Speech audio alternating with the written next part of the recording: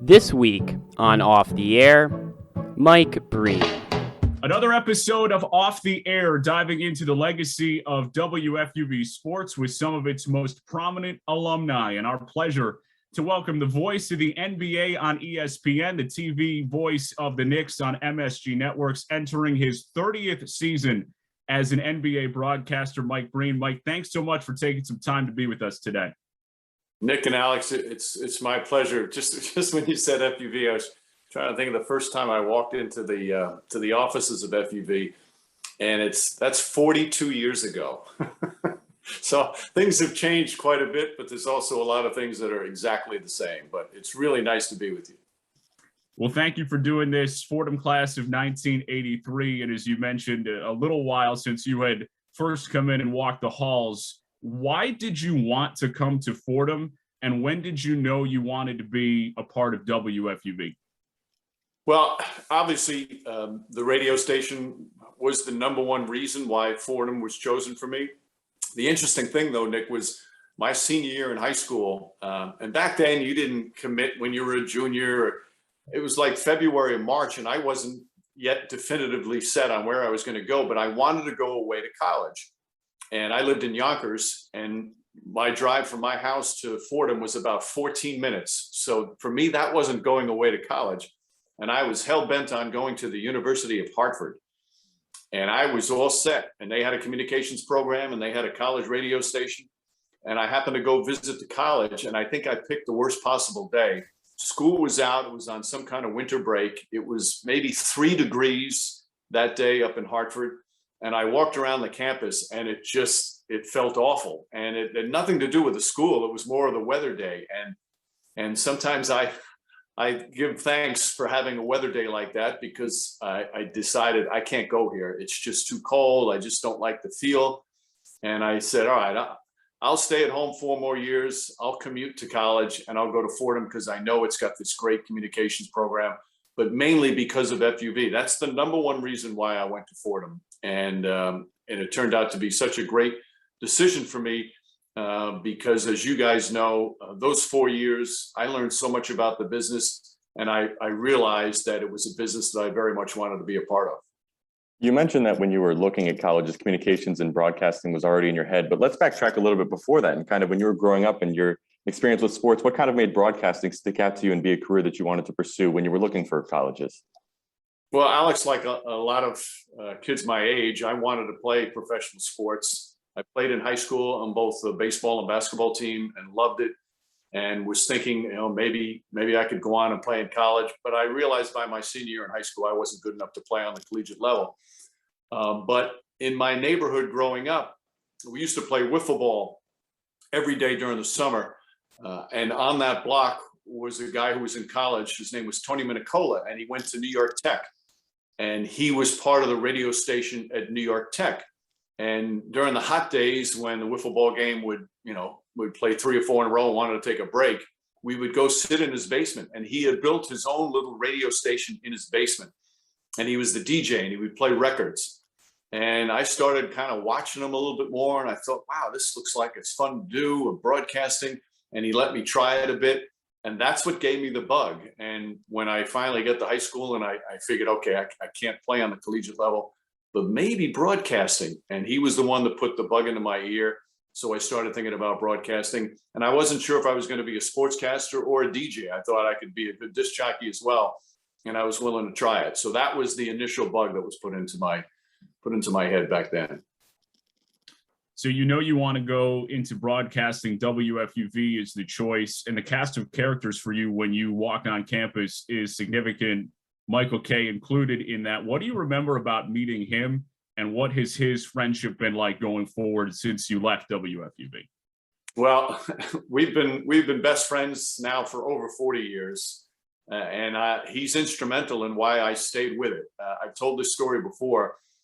But when I was a freshman and I walked in, we used to have these workshops like every freshman had to do. You had to take the workshops and learn about the equipment, learn about broadcasting in order to get a chance to be on the air. And I would go, and I was pretty shy back then, a little bit of an introvert and kind of quiet. And I just wasn't comfortable in the early going. And it was more, again, because of me and my personality, whereas others seemed so much more comfortable. So there was part of me thinking, I don't know, this is not working. I don't feel right. And it wasn't the upperclassmen. They were great and they were, they did the right thing. I just felt uneasy there. And I was thinking, maybe this isn't for me.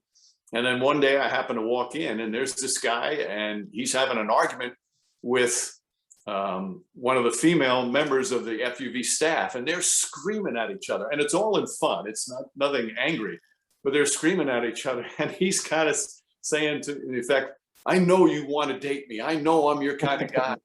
And she's screaming back at him, if you were the last guy on earth, I wouldn't date you. And it was so funny. And I'm thinking, boy, this guy's got a great sense of humor. And I figured, all right, let me just go up and see if I can become friends with him. And I introduced myself to him and I told him I was a freshman. And he immediately introduced me to 6 of his buddies who were standing next to him. And that changed everything. It changed everything. I felt like I had friends there, especially him. And I don't know if I would have returned if I didn't run into him and he ingratiated himself in terms of teaching me everything. But that turned everything around for me. And we've been, like I said, we've been best friends ever since. You mentioned running into Michael at the workshop, and it's kind of similar to a lot of relationships that we have with each other at the station now. But I'm curious, that's something obviously that stayed over the years is our workshops. But when you mentioned walking into the doors at FUV for the first time, how can you kind of describe the experience there when you were a freshman? What type of work were you doing at the station, and how could you describe those years while you were there? Well, I knew nothing really about the business except from what I knew from my friend's basement in spinning records. So my initial thing was, okay, maybe I could be a disc jockey. They had, and again, back in those days, the students were on air 24/7.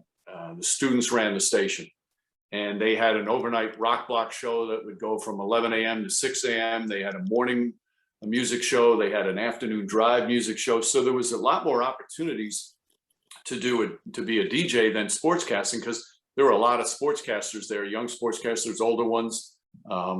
So I went in not knowing really anything, and the workshops were so helpful. Another guy that I just can't thank enough the impact he had was Dave D'Alessandro, who turned out to be just a wonderful sports writer for a long time, worked for the Newark Star Ledger and the Bergen Record. And he was a senior at the time. And he was the guy that taught me so much about writing for radio, about editing tape, about how, to project your voice, all kinds of things that I really didn't know a lot about. And he was instrumental. So those were the things you did early. You did this, you tried to write out a sportscast. You tried to edit a tape to get a sound bite that you would use in that sportscast, and stuff that I had never done. And even just the little differences in how to write for the printed word as opposed to the broadcast word. And then, it started from there. But it was just, when I went in, Alex, I knew nothing about the business. And that's why that place was so important to me, because after 4 years, you feel not only did you know about the business, but you almost felt like you were a step ahead of other college kids who came out. I was probably wrong on that, but that's the kind of confidence it gave you. As you go in and you continue to learn, you graduated to doing some more significant opportunities, whether it be calling Fordham men's basketball. Was there something that stuck out to you as one of your favorite parts of your WFUV experience, whether it be covering a game or calling a game? Well, I tell you what, the most memorable thing that ever happened to me at FUV had nothing to do with sports. It was a Monday night, and I was home in my house in Yonkers, and I was supposed to do the 2 a.m. to 6 a.m. broadcast of the Rock Block. And there was a woman who was doing the 11 to 2, a fellow student, and she called me, I'm going to say about 10 o'clock that night, and she was in tears. She was crying. She was really upset. And she asked me, could I fill in for her on the 11 to 2 since I was going in anyway? So I would do the 11 to 6. Well, back then, you took any air shift you could get. It was like, wow, this is great. I felt terrible. She was crying. I finally said to her, I said, well, are you okay? And she says, no. She goes, oh, you didn't hear the news. And that was the night John Lennon was shot. And she was such a huge Beatles fan and such a Lennon fan that she felt emotionally she could not go on the air. So I got in my car, again, 14 minutes away. I drove over, and right before I got on the air, one of the seniors called me, and he said, listen, just play Beatles music all night long. every 3 songs, rip a copy from the AP and give the latest update on John Lennon being shot and the various news outlets that were reporting on it. So I started the show and I started on the Beatles, and the phone was off the charts in terms of ringing all night. And I would pick up the phone, and I know this is a long story, but this is what sticks with me. I'd pick up the phone and the people on the other end, they weren't just requesting Beatles music. They were talking about how Beatles music made such an impact in their life. And it was like, I met my wife that night listening to a Beatles song. Somebody one called and he said, I was ready to commit suicide. And then I listened to a John Lennon song and it turned me around. And it was one emotional outpouring call after another, to the point where I was getting emotional on the other end. And it was too much for me to handle. It was overwhelming. And I wound up calling one of the seniors and I said, listen, there's something going on here that I've never experienced, never been a part of, and really don't know how to deal with. So they came in, the seniors came in, and they wound up putting these calls on the air. And it was just a memorable night with people talking about what the music of the Beatles and the music of John Lennon, the impact it had on them, on their lives. And it's the first time I really realized the power of music. And they wound up for the whole night playing a few songs, putting these people on the air. And it was a special night on radio in a tragic circumstance. And that for me is the most memorable memorable event that I had while I was at FUV. It's interesting that you talk about a moment that outside of sports kind of sticking out to you. And I'm kind of want to take that in now to what's happening now, and kind of like a year ago now, when you talk about what happened with the pandemic. And you always tell an interesting story about that, where the first night where the NBA was kind of getting hit by this, you kind of had a hard time focusing on the game and keeping your head there. And I'm just curious for you, when you think back to that time and what it was like calling basketball games then, and then obviously how it transpired with the bubble, and then obviously to getting fans back at the Garden, and just the overall, just how the events have transpired over the past year and your overall perspective on that. Well, that night, especially, Alex, we were in Atlanta doing a Knicks game, and we get the notice at halftime that the season is going to be suspended, and nobody knew what was in store for us. But I remember talking to Clyde, Walt Frazier, and our producer Spencer Julian, and saying, "Yeah, this is not so good, but we'll probably be back in a couple of weeks." That's what we thought. We were going to be back to work in a couple of weeks. And very quickly you got the feeling, no, this is something much bigger than that. And I was so distracted on the air by what this means, not just for me, but for everybody involved, on how, the whole NBA is going to be put on hold, and the impact that has on so many different people, not just the broadcasters, the people that work at the arenas, obviously the players and the coaches. This was going to have an enormous impact. And I was really distracted on the air. And I think I even apologized that night to the viewers. I'm saying, I apologize. I'm not at my best. I'm distracted, and it's taken away from the standard of the broadcast that I had hoped to achieve every night. And it was something I'd never been a part of. And then obviously it went away for a long, long time. And it gave you perspective, but like anything like that, it gives you a big picture perspective and learning what's important. But from a broadcasting standpoint, I think the number one over the past year, the number one thing that I felt I knew, but I didn't know just how important, the importance of fans in what we do. The phrase that I heard very early, and it's so true, is that the fans are the oxygen of pro sports. And that's the case. It wasn't as fun to do the games. It wasn't as fun to watch the games. And I know for a fact from talking to players and coaches, it wasn't as fun to play and coach the games. And you really miss that. And it shows you that it's all part of that family of what we do. And obviously a lot of other things. And it's still, still the unseen is ahead of us. We don't know exactly what's ahead, but it really showed you the importance of the big picture. Finally able to get things back in action this year with some fans in the stands. One of your trademarks, of course, the bang call, and to do that with fans in the stands. I know the origin of that starts at Fordham. Could you give us a little insight on that? Well, I'll tell you this, Nick, the bang call sounded pretty hollow in the bubble. I down there, but without the fans screaming behind you, I was like, man, that just doesn't sound right.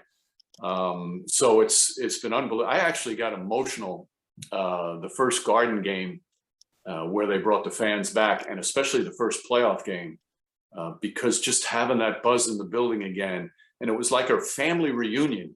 I'm sure you guys, you saw all the videos of people who hadn't seen their mothers or fathers or their families for months because of the pandemic, and then they shot a video when they were able to visit, and everybody's crying. It was like that at the Garden, where it was like your Knicks family. Everybody was back, and there was such emotion that before game one of the playoffs that there were people in the stands crying, and my eyes welled up as well. It's just, sports, in the grand scheme of things, how important is it? Well, it's pretty important to a lot of people. And part of it is because it's a community of people that get together. So that was emotional. As for the Bang origin, I used to do it when I was in the stands as a Fordham student. Anytime a Fordham player hit a big shot, I'd yell bang. And it wasn't a 3-point shot at the time, so it didn't matter what kind of shot it was. And I tried it on the air a little bit doing radio. And at first I didn't think it sounded right. I thought I needed to say it's good to make sure people knew that it was good. And on radio, I'm like, I don't know if it works. So I shelved it for a while. And then when I started doing some TV games for High School Game of the Week and Sports Channel, I brought it back again and tried it. And I think, that sounds okay.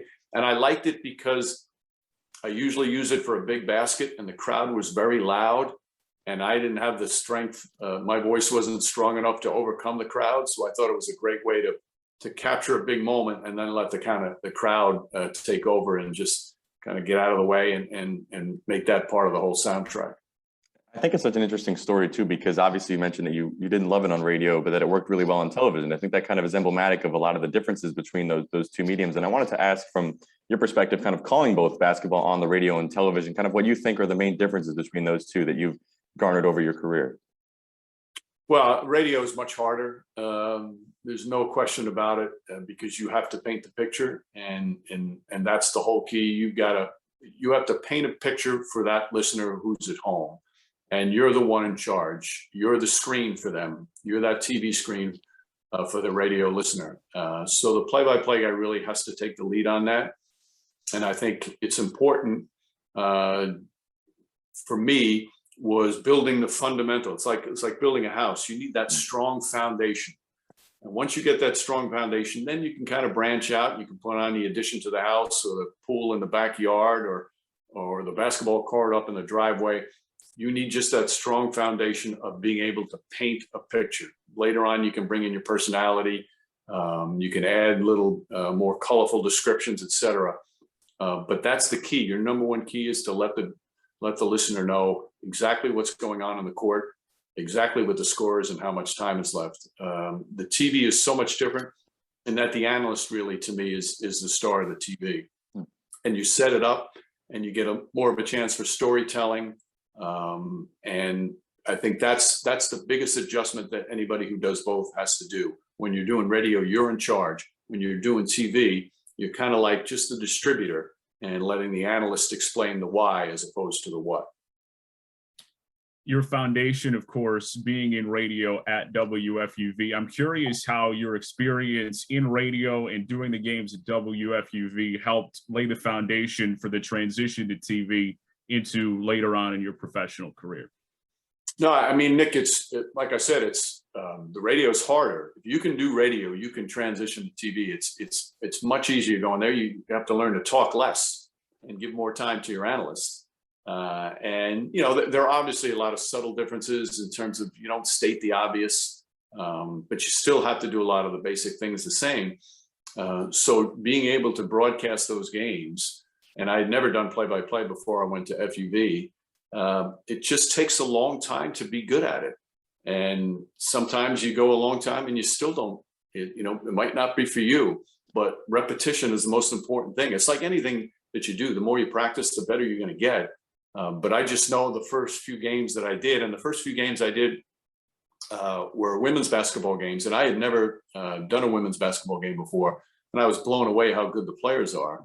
But I know I was terrible the first few games, but you get with it, you listen back, and you have people critique it, which the upperclassmen did, and you just work on getting better. I do remember though, and I can't recall if it was my first game or second, but it was one of the early ones Fordham had a women's player named Ann Gregory, and she was one of the great women's college basketball players of all time. She was the all-time leading rebounder, not for Fordham, the all-time leading NCAA rebounder for many, many years.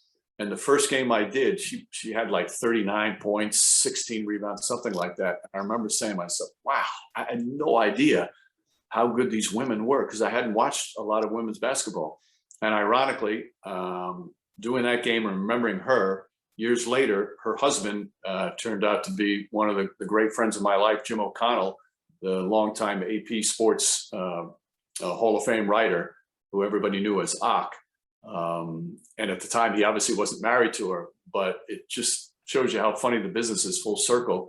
Here, this guy who turns out to be my best friend of the first superstar athlete that I ever broadcast.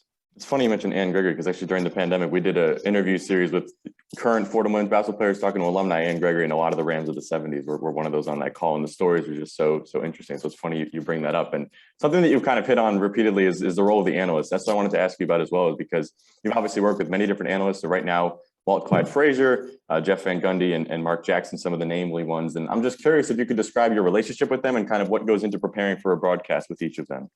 Yeah, Alex, it's a good question. I find it fun to work with different analysts, and because you learn different things from them.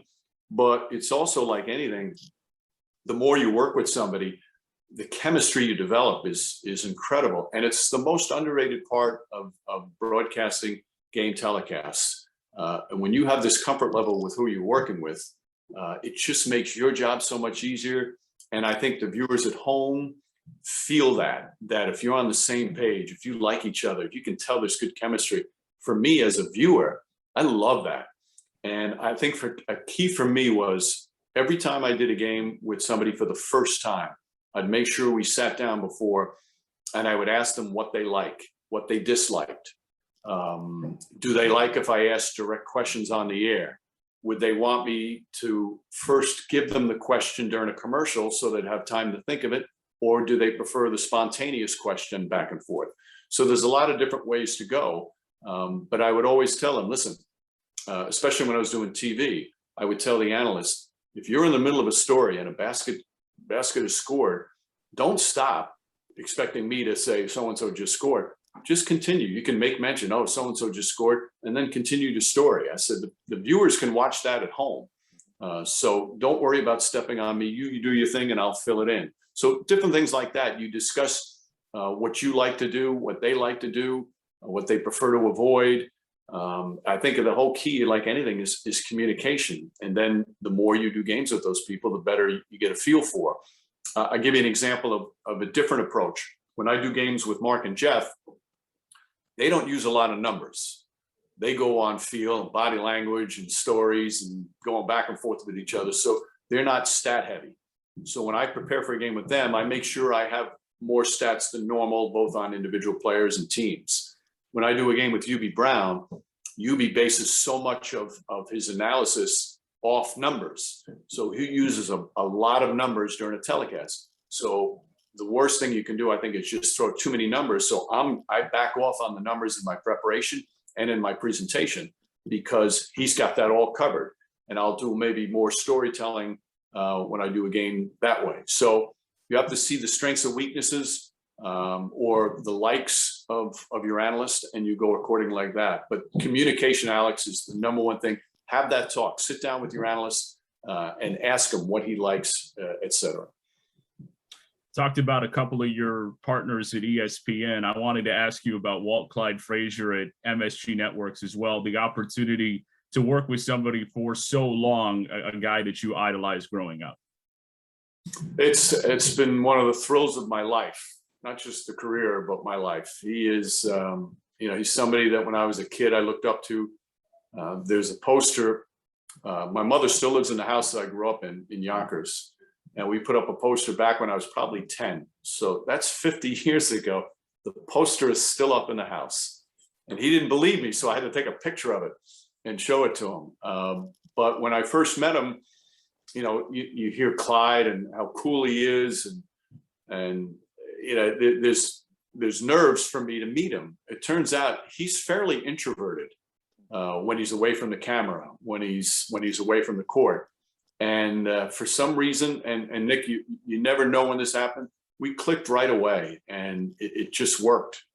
And to be able to go from being somebody who I looked up to, he was one of my basketball idols, to then becoming someone that I worked with and become a longtime partner, and now this lifetime friendship, it's beyond anything you can dream of.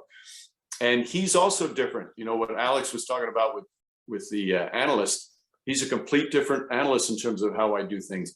He wants you to ask questions. In fact, you have to kind of sometimes push him to get into. Once he starts talking, he revels in that, telling old stories. And it took me a while to learn that he prefers to be asked the questions as opposed to bringing some of the stuff up on himself. And his ability to talk about the old days with such pride, but at the same time, have such respect and admiration for today's players. Sometimes unseen. You get some of the old players say, we were so much better. Clyde and Yubi's the same way. They've really grown with today's player and adjusted to the way the game is played today. We've talked a lot about calling the Knicks and approaching 30 seasons of it now. And I want to ask conversely about calling the NBA Finals, because obviously you've called that a record number of times as well. And I'm really curious about just the scale of such an event and how you kind of approach that, in particular when you go back to your first finals, if you can remember that and kind of your approach to that and how you've kind of grown with it in the time since. I was scared stiff. And it was 2006. It was the Mavericks and the Heat, and Yubi was my analyst. And I got a call from an ESPN executive like a week before, and he told me how I had to change the way I called the game in the finals. He said, "You got to realize that this is not just your rabid NBA fans that are watching. There are many casual fans who are going to be watching their first NBA game of the year, and you have to appeal to them too. So you have to explain things that you normally wouldn't explain." Now this is all in my head, and I'm like, I got too many things going on. I'm like, I got to change the way I call the game. So I thought about it and figured out ways to do it. And we start, and I was so nervous for that first finals game, because when you walk out onto the court before a finals game, you can't believe they can fit that many people on the court. And I'm not talking about the players, media, fans, dignitaries. It's like, it's overwhelming. And it still gives me butterflies. I still get nervous before every finals game. But this one, my nerves were off the charts. So we start the game, and I'm trying to think, okay, casual fan. How do I appeal to the casual fan? And I think like the first time a guy got fouled and went to the line, I'm saying, now I might be exaggerating, but it was in my head, this is what I was saying. Now, when a player gets fouled, he gets to the free throw line where he gets 2 shots without any defense. I mean, it just sounded ridiculous. And Yubi's looking at me like, oh my goodness. And he knew I was so nervous. And we had already had a great relationship. So we go to the first time out, and Yubi grabs my arm really strong. And he looks me in the eye and he goes, "Kid, just call the game the way you always do." And that completely relaxed me. I went from being like a bundle of nerves to like, okay, I'm just going to call the game. And after that, you know, I'm sure I made my share of mistakes. But it really settled me down. And every year it's gotten a little easier with the nerves. But I tell you guys, every year before game one, the butterflies are there. And I think when the butterflies are gone, that's when it's going to be time to go away. You mentioned the butterflies for calling the NBA Finals. I would be curious what the butterflies were like for the first Knicks game that you ever called. And if I had told you back then that you'd be doing this for 30 years, you would say what? I say no. There's no shot. There's no shot. It's the ultimate dream come true to call the games for now, as you say, for 30th year. It's still, to me, it's still hard to believe whether it's calling the finals, whether it's calling Knick games, that I've been given this honor and this responsibility. Because back then, you know, I was confident that I could do the job, and FUV started to build that confidence in me when I was at Fordham, and then when I was doing high school games for various smaller radio stations or other networks. You know, you build that confidence so you feel you can do it, but there's always that doubt: are you good enough? Are you good enough? And I remember the very first Knick game I did. The night before, I had a dream, and I've actually had this dream quite a bit over time. I'd say I have it maybe once a year, where I'm sitting down at the table and the two teams come out on the court for the game, and I don't recognize a single player. There's not one player on the floor who I have in my charts. And it's almost game time. And it's like, oh my goodness, it's like, what am I going to do? And somebody hands me a sheet with the new roster. That's the dream I have periodically. And that's just, I'm preparation obsessed. So that's the one that comes out every once in a while. Fortunately for my first Knick game, that didn't happen. But the first Knick road game I was in Atlanta, and we weren't traveling with the team. And so I got on a commercial flight, fly into Atlanta, get in the cab, and I knew the hotel the Knicks were staying. It was at a Ritz-Carlton. They stay in great hotels. So I get in the cab, and I was told it was about a 20-minute ride. But now I'm in the cab for like 45 minutes, almost an hour, and we pull up to the Ritz-Carlton. And I go in, and I give them my name, and I'm like, we have no reservation for you. I went to the wrong Ritz-Carlton that was way outside of downtown. So now I have to get back in and go to so like everything to start just added to my nerves, and you're so nervous. But once you get going, and again, if you're prepared and you start to call the game, it gets better. But I know those first couple of games must have been pretty horrific listen, because I was a bundle of nerves. You talk about the importance of preparation. It's kind of one of the last questions I wanted to ask was, when you think about where you are now as a Hall of Fame broadcaster to where you were then calling games in the Rosefield Gym, what's kind of been the main lesson you've learned over that years that you would share with kind of aspiring broadcasters or those coming to Fordham today? Well, there's so much to talk about on that, Alex, but I'll give you one thing that has really stuck through. And when you're prepared, when you go on the air, when you feel like you have both teams covered, where you know enough about both teams, both team-wise and individual-wise, it just gives you confidence and just to worry about the game, because you have all your notes, you have all your preparation done. And the way I've always thought about it is, I'd say there are 13 players who are eligible every night to play in an NBA game. You have to have, if any of those 13 players has their career night, it might be the 13th guy who never plays, but because it's a 35-point blowout, he's playing the whole fourth quarter and he's scoring more points in those 12 minutes than he's had his entire career. You have to have enough prepared for every single player in case they have the career night, in terms of background of their career, personal anecdotes, stuff like that. So if you feel confident going in that you have something on every player, that gives you that confidence. But the number one thing about preparation is don't try and force it in. Don't try and jam it in. Let the game dictate what you're going to use on the air. Dick Stockton, who I think is one of the all-time great broadcasters, obviously Marv was an enormous influence on me, but Dick Stockton was also another one of the greats who really influenced me. And I remember going into a game one time, and I had all my notes out and my charts, and he's doing the game for TNT, and we're looking at his notes, and he doesn't have a lot of notes, just has a couple of things scribbled down on the game notes. And he looked at me, he goes, I respect all the notes and all the preparation you have. He says, just remember, you're not going to be able to see the game if you're looking down on the notes. He goes, let the game dictate. It's still all about the game. Use the notes to enhance the game. And it was great advice, because it taught me, just because you do the preparation doesn't mean you have to get it all in there. You have to let the game dictate what you use in terms of all the notes that you have. Mike, thanks again for doing this. We appreciate you taking all the time. I want to wrap up on this one. If you had an opportunity, as you do in talking to us and others, college students, young broadcasters who want to get into the industry, is there a most important piece of advice that you felt helped you throughout your journey? Well, I think for me, sports, I grew up in a family of 6 boys. So sports was not an option. It was a priority in the house. And so I love sports. So to get into a field that I love so much, I think that's important, because you're going to hit roadblocks, you're going to hit tough stretches, you're going to hit failures. And if you don't love what you're doing, it's going to be hard to bounce back from those. It's going to be hard to fight through the adversity and the difficult time. So the first piece of advice I always give is, pick something that you think you're going to love to do, that it's going to mean everything to you, because when you do get knocked down, you're going to want to get right back up, because it's something that you love. And I think, for young broadcasters, I would say find people who are going to tell you the truth.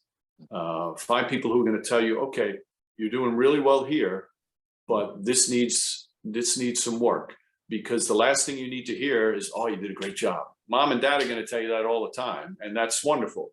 But you need somebody who's going to be honest with you and critique you. And I did that early on. I had several different people who I knew were going to be honest with me and made me better, because they did tell me what I wasn't doing properly or what I wasn't doing as well as I should be.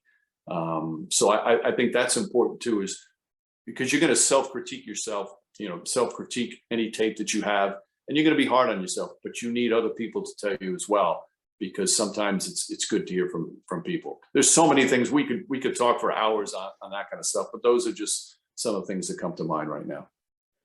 He is the voice of the NBA on ESPN, TV voice of the Knicks on MSG Networks, entering his 30th season as an NBA broadcaster, Fordham class of 1983. Mike, thanks so much for doing this. My pleasure. When I was at FUV, you felt this responsibility to keep the standard, because there was so many terrific college broadcasters before us when we were there, and you really felt this responsibility to keep the name of FUV high up there. And I want to thank you guys for doing that as well. I mean, I'm so proud and impressed by you two and by everybody over the last several years. I get to listen quite a bit, and we're keeping the standard of excellence at FUV. So thank you guys as well.